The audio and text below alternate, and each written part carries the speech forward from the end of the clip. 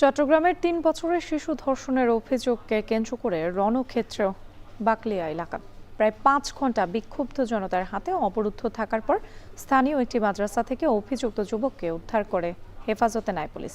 এ নিয়ে আরও জানাতে চট্টগ্রাম থেকে যুক্ত হচ্ছেন কাজী মাহফুজ। মাহফুজ, কোনো মামলা হয়েছে কিনা এখন পর্যন্ত একটু জানাবেন এবং পুলিশে নিয়ে কি বলছে?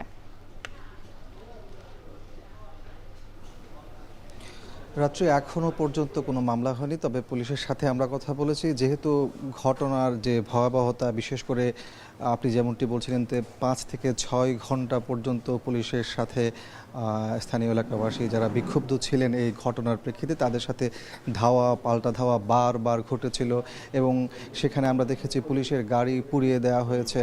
একই সাথে বেশ কয়েকজন সাংবাদিক আহত হয়েছে, পুলিশের তিনজনের বেশি সদস্য আহত হয়েছে এবং সব কিছু মিলিয়ে আমরা যতটুকু জানতে পেরেছি ১৫ থেকে ২০ জন কিন্তু এই ঘটনায় হতাহত হয়েছে, আমরা এমনটি জানতে পেরেছি। পাশাপাশি বেশ কিছু সাধারণ যানবাহনও পুড়িয়ে দেওয়া হয়েছে। ফলে পুলিশ বলছে যে এই যে এতগুলো অকারেন্স ঘটেছে অবশ্যই সেগুলো মামলা হবে, তবে তারা বিষয়গুলো আরও যাচাই বাছাই করছে।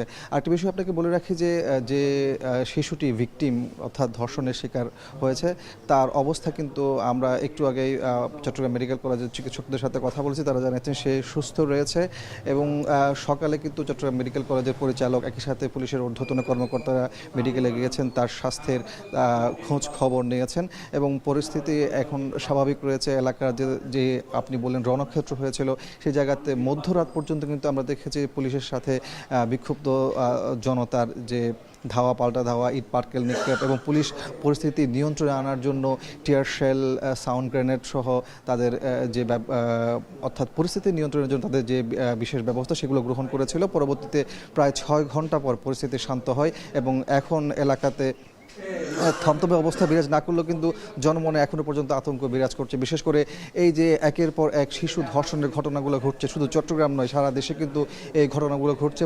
ফলে মানুষের মধ্যে এক ধরনের উদ্বেগ উৎকণ্ঠা বেড়েছে, সেই জায়গাতে আসলে মানুষ বিক্ষুব্ধ হয়েছে এবং এই ধরনের ঘটনার শাস্তি যেন প্রকাশ্যে হয় যাতে ভবিষ্যতে কেউ এমন ঘটনার পুনরাবৃত্তি না করে। তো সব কিছু মিলিয়ে আমার কাছে ছিল চট্টগ্রামের যে ধর্ষণের ঘটনা তার প্রেক্ষিতে সর্বশেষ অবস্থা। কাজী মাহফুজ যুক্ত ছিলেন আমাদের সঙ্গে, জানাচ্ছিলেন বিস্তারিত।